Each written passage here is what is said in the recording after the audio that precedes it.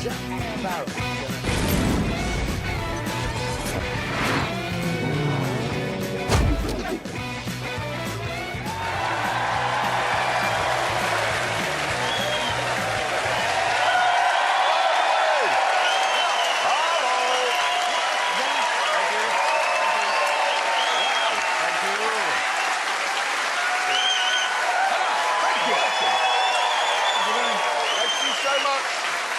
Thank you, and coming up in this incredibly exciting show, a young woman changes a wheel. An older woman drinks some lager. And Richard looks at a book. Look at that.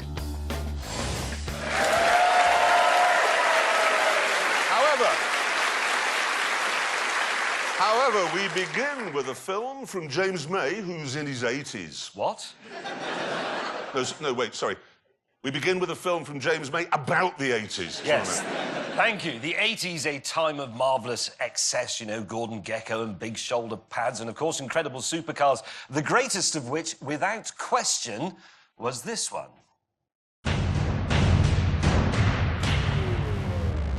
The Ferrari Testarossa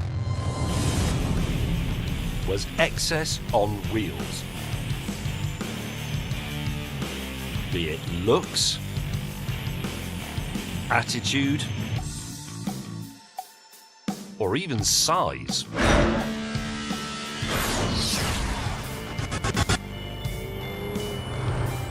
When this car came out, people were absolutely aghast at how wide this car was.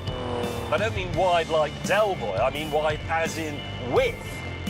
It was enormous, especially at the back. And it simply oozed charisma from every one of its slatted panels. It was unquestionably the only car that could star in Miami Vice. There you go. The price of this car, when it went on sale in 1985, was £62,666. That is, as I'm sure you know, the number of the beast.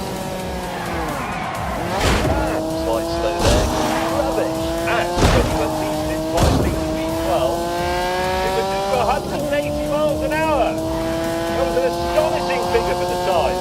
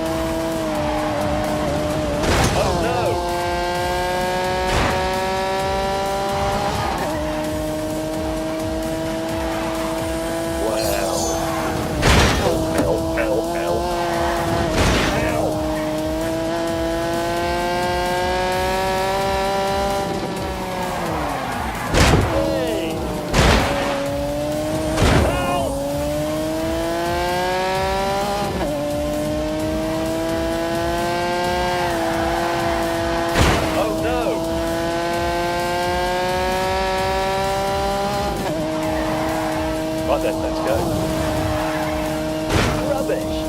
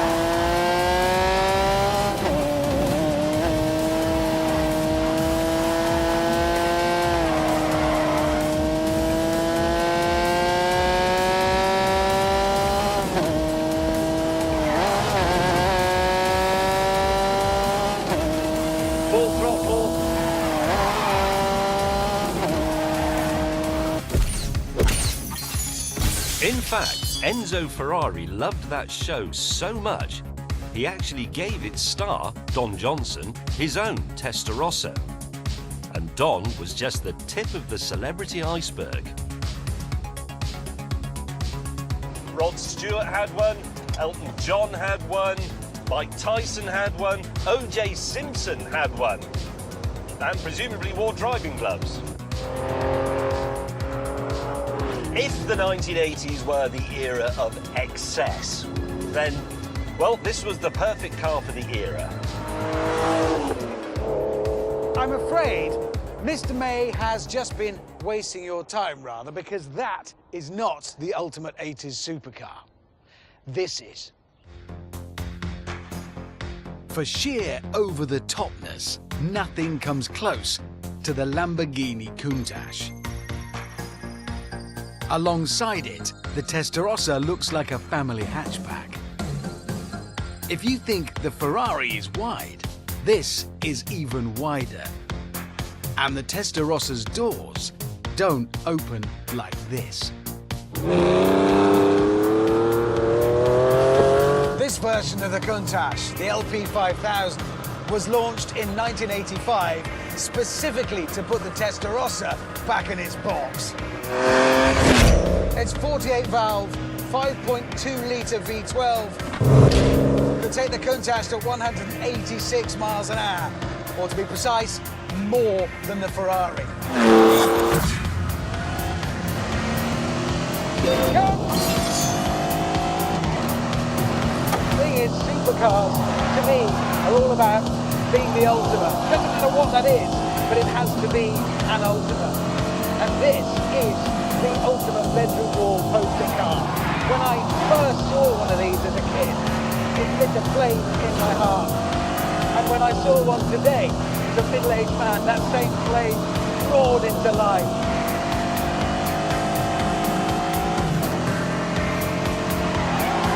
Oh my God! I look pretty cool.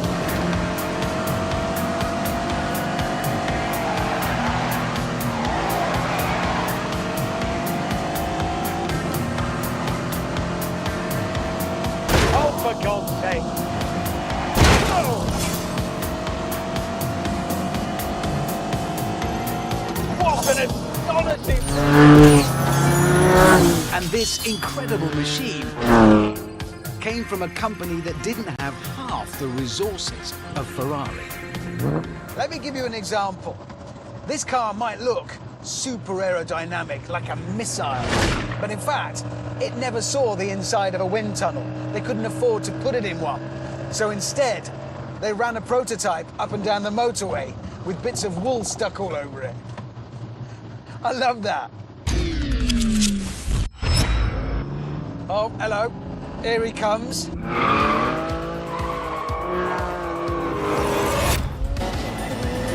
It's idiotic. Go! Go, go! What is the matter with you? Come on now. Oh, go!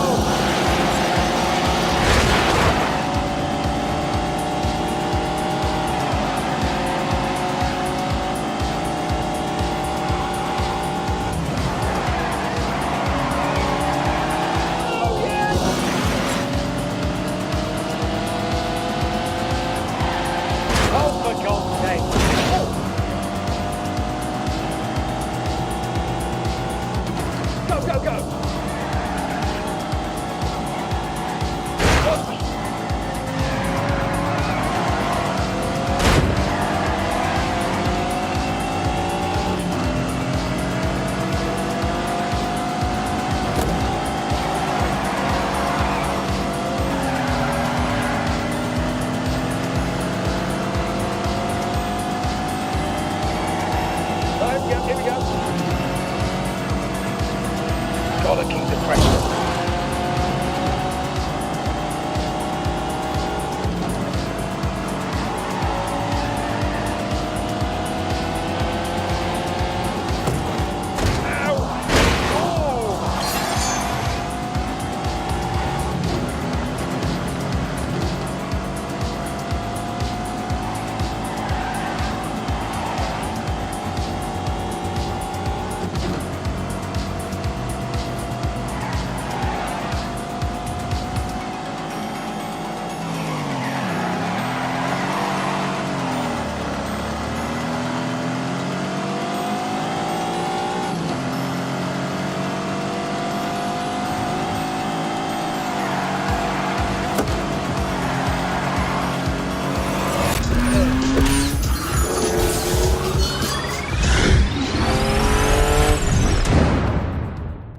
Eventually, we pulled over so we could continue arguing face to chest. Oh, the brakes on. Brilliant. On the line. Right. Oh, that's not... That doesn't help much in there. You can't see behind you, can No, you? I just want to be really accurate and you can help with that. That's in the way and that's in the way. That's why the early ones had a periscope. Unable to agree on anything, we decided to take a more intellectual approach by having a drag race. Now, on paper, the Lamborghini is faster, definitely, but as we've already observed, Lamborghini were a bit fast and loose with their performance figures back in the day. So now, finally, we can find out for real. You bloody idiot. 3, 2, 1. Oh. Again. With their performance figures back in the day. So now, finally, we can find out for real.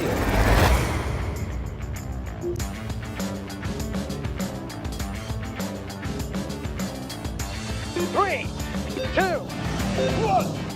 Get on with it! With their performance figures back in the day. So now, finally, we can find out for real.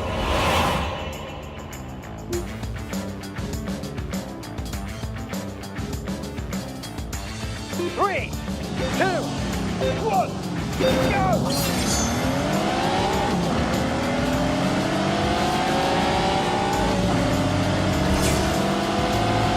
Come on,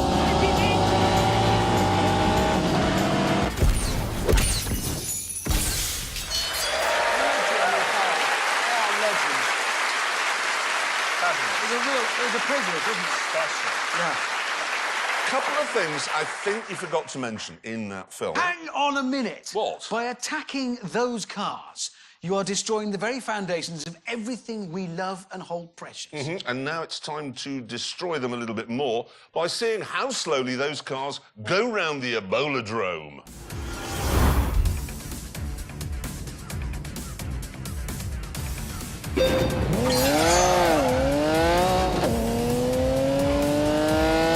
Look at that lunging and pitching there as she heads on to the ism.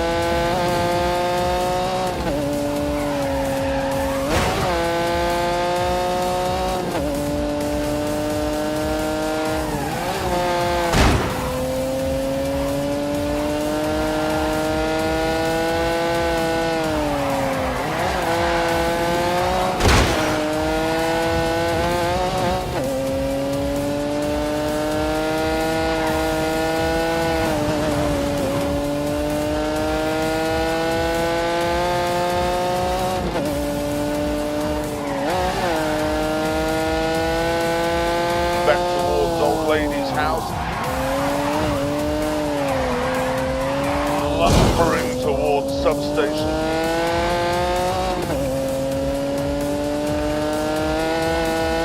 Just field of sheep to go.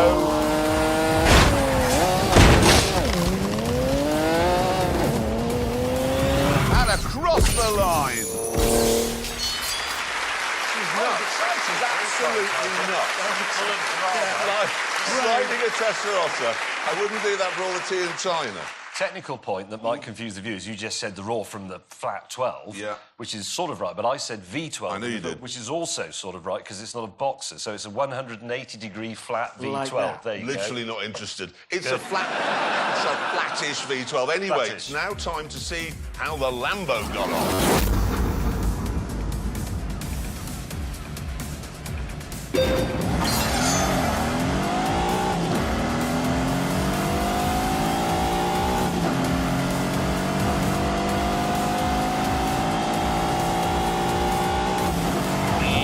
Off to the second curve on the straight.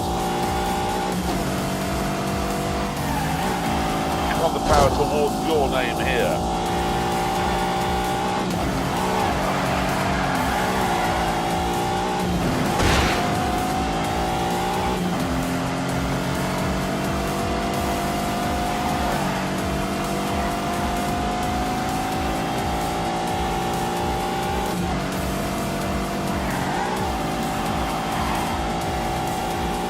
Now the Doyle wrestled back towards Old Lady's house. Now in the damp dash towards substation.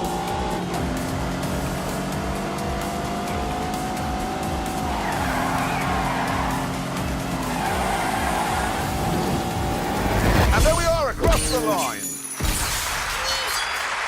Brave. Right. There's a new breed of small hot hatchback. And to find which one is best, we took the grand tour to that field just over there. Yes, the start point for our test was our own track in Oxfordshire. And this is what we'd assembled.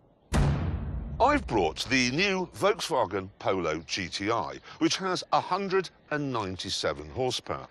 Richard Hammond has brought the new Ford Fiesta ST, which also has 197 horsepower.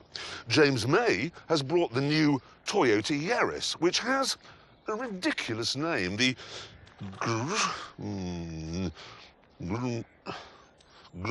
how do you say that? Grimina. It isn't Grimina. There's no at the end. It says Grim. Yours is a brown car. It's not brown. That is brown. Oh, yeah, it is. It isn't. It's mushroom. The cameramen know about colour. Is it brown? It's brown. It's definitely brown. It's brown. But There you it's go. mushroom. At this point, we decided that instead of arguing about which car was best, we should do some actual tests, starting with a pursuit race.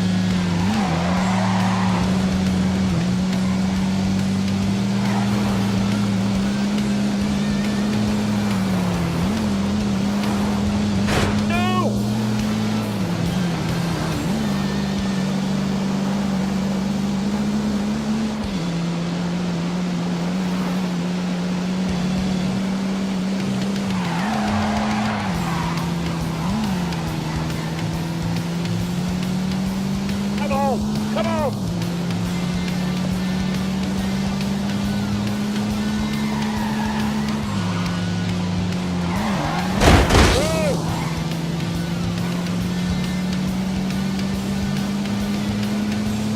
Oh, look at that for a tidy line.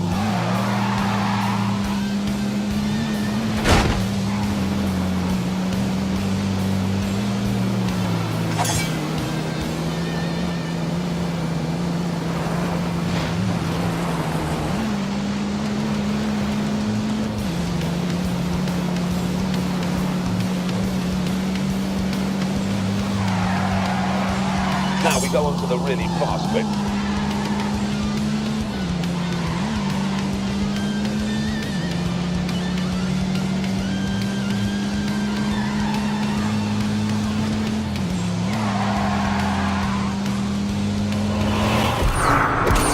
Several laps later, both of us were still the same distance apart.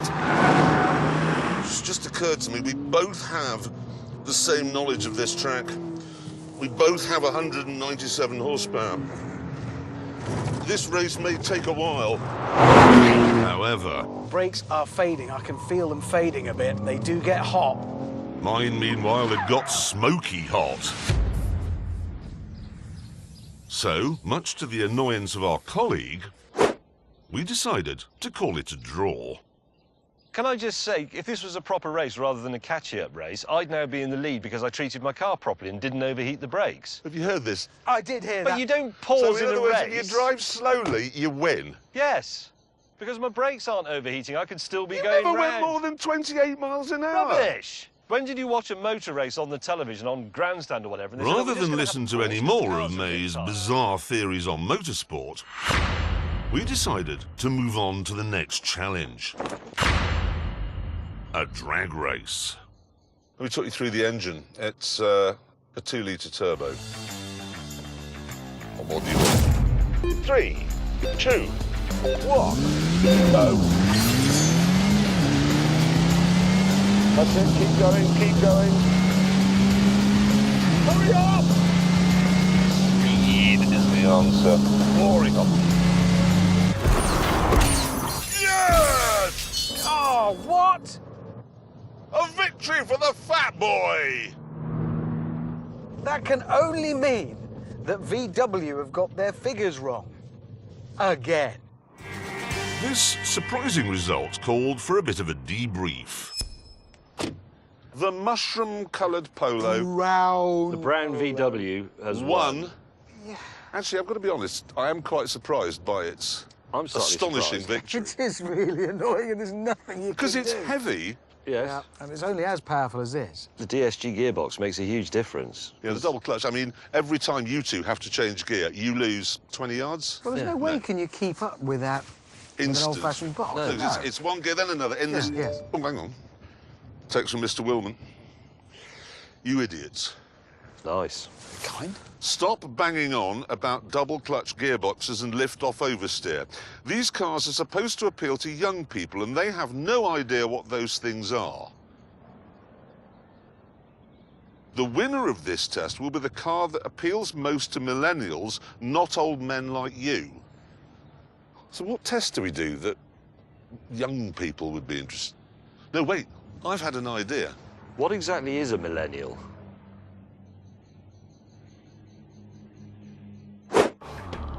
Once we'd explained this to James, we left the test track and began our new youth-friendly road test.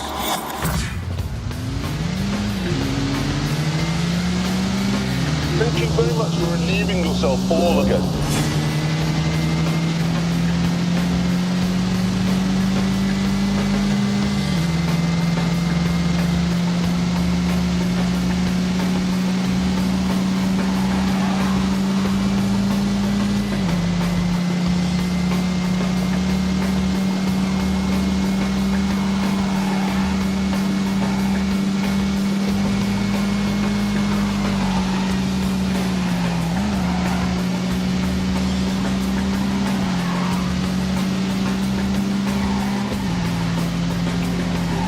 That'll do.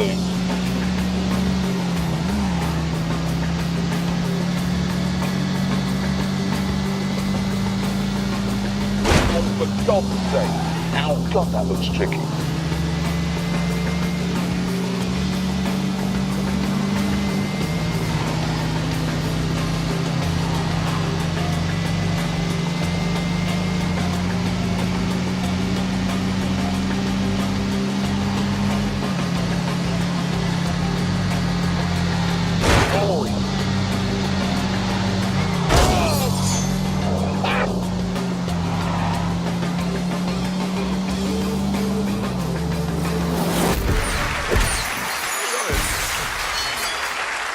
Apart from you drinking plastic, which is evil, I thought that was all going rather well, the test appealing to young people. Yeah, we'd talked about carbon dioxide and polar bears and expressed our support for the Labour Party. Yeah, I mean, apart from the bit where the juicer blew up in my face, obviously it was all going rather excellently, we thought. It was, yeah. Yeah, but unfortunately, Mr. Willman said we hadn't got the idea at all. No. And that to really appeal to millennials, we had to somehow get our cars in the Mail Online. Now, this was a bit of a problem for James, who claims he's never read the Mail Online. I haven't. You're not really the Mail's target audience, James. What do you mean by that? Well, you're not a mealy-mouthed, bitter person who believes that everyone who is luckier, better-looking, richer and more talented than you are should be torn to shreds and executed. Right, well, whatever. The rules were simple. We had to drive into London and then do something with our cars that would get the paparazzi to take a picture of them. Yes, and then the winner would be the person who got the most amount of those pictures actually published. I decided that what I'd do was take my wife out for dinner at the glittering Bluebird restaurant on the famous King's Road. It's a popular haunt for the paps, this, and I felt sure we'd be snapped getting out of the little Ford. OK, right, so remember to smile and look like you really like me. like a lot. Right. On my hand, there. And then we'll just stand around for a bit. Looking forward to dinner with my wife, Mindy.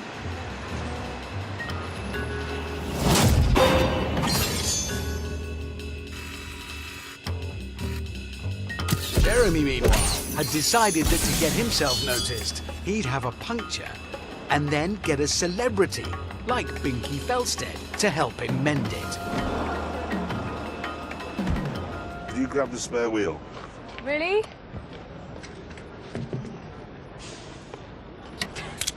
You have to twiddle it so the car goes up, way really high in the sky.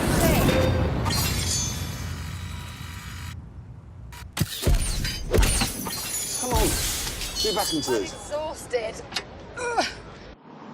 James, meanwhile, was driving a car that's never been papped, through a part of London that's never been papped, with his dinner date, historian Mary Beard, who hasn't been papped either. And I'm absolutely delighted. I mean, this has made my month, this. Oh, well, thank you. That's very generous. Meanwhile, back in Chelsea, There's no paps. There's nobody here. No. There's no photographers. It's ridiculous. I've always been photographed here. Look, here I am. And here I am. And here... Oh, she's just a friend from work. with dinner over, the two most unpappable people in history were waiting to be papped.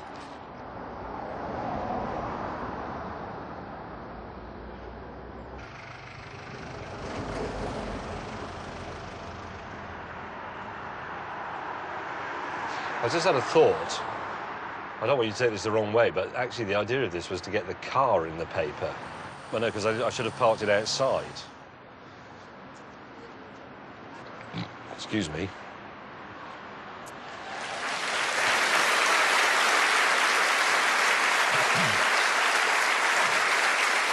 James, did you burp in front of Mary Beard? I did, I'm sorry, it just fell out. I apologise. And also, I know a lot of people will be thinking, oh, we engineered that. We really genuinely didn't. All you have to do to get papped when you're in our line of work is go into London, do something mildly out of the ordinary, and then they swarm... Well, Or get not round absolutely you. clattered and fall out of a club with no trousers on. Yeah, that's a good way of doing it. Or Anyway... catch pneumonia. Anyway, yes, I've had that a few times. Anyway, listen, while we were waiting to see which one of our antics got into the Mail Online, Mr. Willman came up with another youth-friendly idea. Yep, he said each of us had to take a picture of our car and then see which of us got the most likes of their snap on Instagram. I had done just that. For my Instagram picture, I'm not messing about. I've recruited a top photographer and I'm very excited because he's brilliant. Look at that. His name is David Yarrow. He's one of the world's greatest wildlife photographers, and his plan was to recreate this shot using my car instead of the tiger. So I'm coming in. I think the most important thing is to have energy. It's got to be full, it's got to be dynamic. And that means I think we need water flying up between me and the car. I want to be as close, safety-wise, as you'll allow me to be. Yeah, got your number. OK.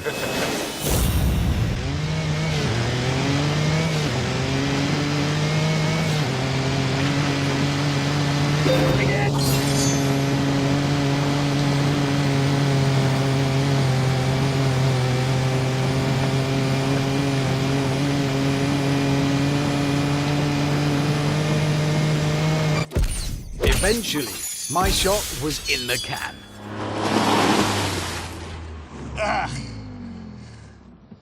As was May's.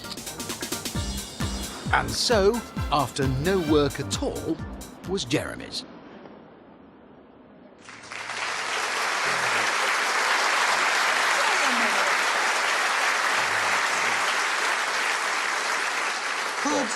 Could you have made any less effort with that challenge? No, you're right. I should have put a puppy in it, because Instagram loves a dog.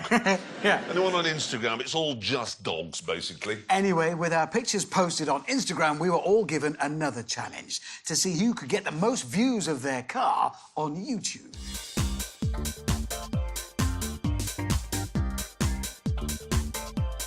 Now, if you go on YouTube, which I do quite a lot, you will notice that something that's very popular with so-called millennials is the unboxing video. It's usually something like an idle student with nothing better to do, simply taking something they've bought out of the box and talking about it. Hey, what's up? What's going on, everybody? The delivery guys just left, got it here, and haven't even taken it out of the box yet. This bloke is unboxing a new television set he's bought. Oh my God, you guys ready? Look how many hits it's got. The stand is not mounted on it. You'll have to put that on later.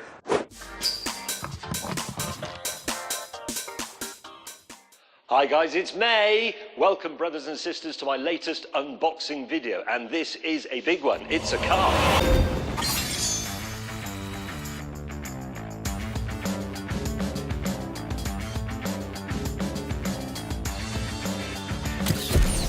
Meanwhile, Jeremy had decided to create a fast show style character called David Souffle.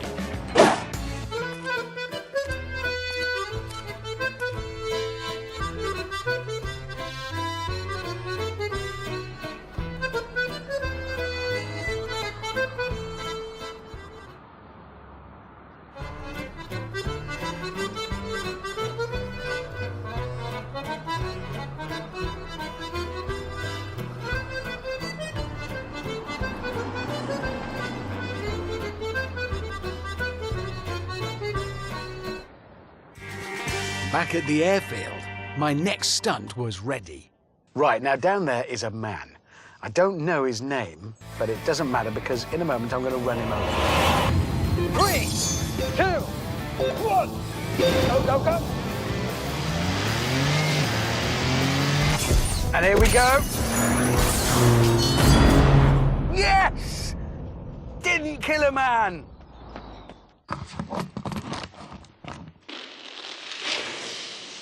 Oh, I like that a lot.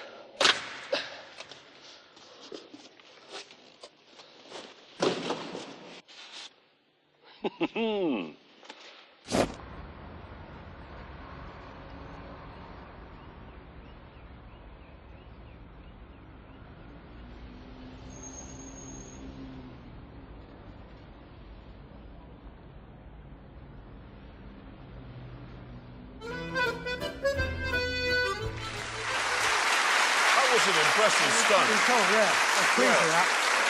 How's his therapy working out? I'm getting over it. OK, what we've got here is the scoreboard that'll help us determine which is the best of the small hot hatches. We've already filled in the scores for Price, the pursuit race and the drag race. Now we've got the paparazzi thing. Hammond, how did you get on? Well, you two put the pap in a bag, didn't you? Well, we did, but actually, we should sell those bags to celebrities. You should, because they're rather clever. You pull a drawstring, and not only can't you take any pictures, you can't get out of the car. Yes, it's also technically false imprisonment. Yes. And Well, yeah, therefore but illegal. so's trapping a wasp in a jam jar. Nobody complains about that, do they? Yes, So- well, anyway, it didn't work because obviously there must have been another pap that we didn't spot because this picture appeared. Ha ha! Ha ha ha! No. Wait a minute. The rules said it had to have the car in it, and I did. don't see the car in that picture. It also said Mail Online, and I'm guessing, there's some evidence to suggest that is the Sun. Yeah, I think it's the Sun. I hoped you wouldn't spot that. Yeah, we did. I didn't do very well. I think that gives you a 0, Hammond. Yeah, so you got a 0. Now, James May, how did you get on taking the older woman out for a curry in Hammersmith and then parking your car in an underground car park? Not that well, actually. How not that well? Not that well. Okay. Not a single thing. My plan was rather successful. Was it? 49 pictures appeared of my car and me and Binky in the Mail Online. 49? 49 pictures. Well, hang on a minute. 49 pictures of a fat old bloke and a young girl I've never heard of changing a wheel. I know. And the extraordinary thing is, I'd like to show you the 49 pictures, but got in touch with the Mail Online yesterday, OK, to say, can we have the pictures? Do you want to know how much they were going to charge? £122,000. What? Really? I kid you not. They take a picture of me, they ruin my life, and then for me to buy the picture back is £122,000. There are 49 pictures on there of you. Don't show the cameras, otherwise there'll be a bill for 120 grand. But the good thing is... Exactly, because of that, you score 49. Yep, Yes, I'm afraid he I does. do. There's no getting around Yes, that. I do. Which moves us on to 49. Instagram. OK. James May, how did you do with your picture on the bus? I scored 0. Naught. Yeah. Nobody get naught. Well, it's quite interesting. You see, I didn't have an Instagram account, so I set one up. No, but That's a hang on. surprise. No, but I set one up, and then as I was setting it up, I realised there was someone else on Instagram pretending to be me. So I filled in that reporting thing that pulls down, you know, and I sent it off, and all credit to Instagram, they reacted very quickly, by that afternoon, in fact, and they shut me down. Yeah, they didn't shut down the fake James May. They shut the real one down. They killed the wrong James May. Yeah. OK, well, that's quite interesting. What's interesting me, though, is that there's a man somewhere out in the world, or woman, who's thought, I could pretend to be anyone I like. I shall pretend to be James May. I know. It's not very ambitious, is it? Even is George remarkable. Clooney. I know, but anyway, the net result of that, as they say in the army, is that I have... Well, my picture was brilliant. Look at it. It's up. Look at that. No, that is, good. apart Yeah. from the slogan with the sexual that intercourse was enthusiast, awkward, yeah. that is an amazing photograph, granted. So how many people have viewed it and liked it on Instagram? 9. Well, they block you as well. 9. No. You see, I don't really do Instagram, Yeah. so I don't have many followers, so only 9 people have seen it. Oh, dear, because I got 54,000. Yes, but you do Instagram. Yes, I do. So you got lots Yes, of I do. followers. So put 54,000. Hang on a minute, let's look at this in a more positive light, Hammond. He has got 1.6 million Instagram followers. Yes. So 1.46 million people actively didn't like his picture. That's a good way of looking at it. That's a lose, It wasn't really. my best work, I admit. It was a hurried shot. What was it? 54,000. That does change the scoreline a bit. Changed the doesn't it? scoreline a lot, because I'm now on 54,053. Right, And okay. you're on 1. Yeah, I'm on one. Anyway, it gets worse, I'm afraid, for you two, because YouTube. Go on. I didn't add them all up, but my first David Soufflé video on YouTube, 266,000 views. God. More than 250,000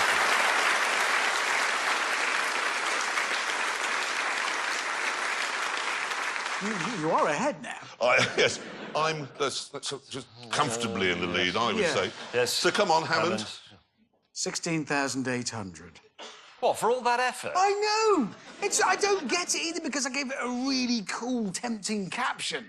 It said, look, epic street fight broken up by Ryan Gosling and Channing Tatum whilst Prince Philip tightrope walks between 2 cars. Who you doesn't actually- want to look at that? You actually put that as the caption? That's what it said. It's clickbait, And then the isn't it? YouTube millennials Yes. thought, no, I'd rather watch a cat going... they That's must have done. ridiculous. That is, I'm sorry, that is pathetic. Young people, you're pathetic. Right, so there we are. Those are the scores at the moment. You're out.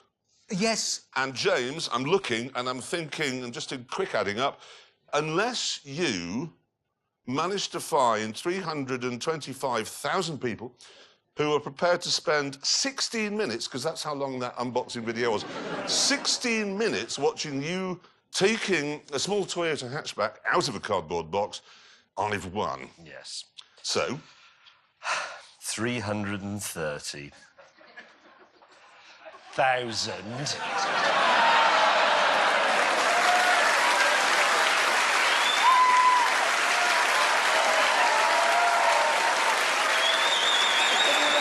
Out of a box. Oh, he's doing the dance. You see this dance? How does he always manage to win? Well, I think on this occasion it was partly because you tried to appeal to millennials by creating a fast show type character when nobody under 40 has ever heard of the fast show. No, that's exactly right. You might as well have done the comedy adventures of Neville Chamberlain in 1939. That would have been better. So, because there are more people who'd rather watch an old man take a small car out of a box than watch him endangering an office junior or me wearing a moustache, we have to deduce that the best of these small hot hatchbacks is comfortably the worst. Yeah, that is our conclusion. Yeah, and on that terrible disappointment, it's time to end. Thank you so much for watching. See you next time. Goodbye.